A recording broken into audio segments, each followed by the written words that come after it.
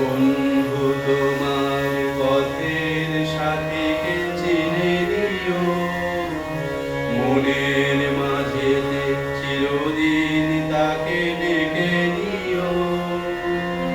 ভুলো না তারে ডেকে নিতে।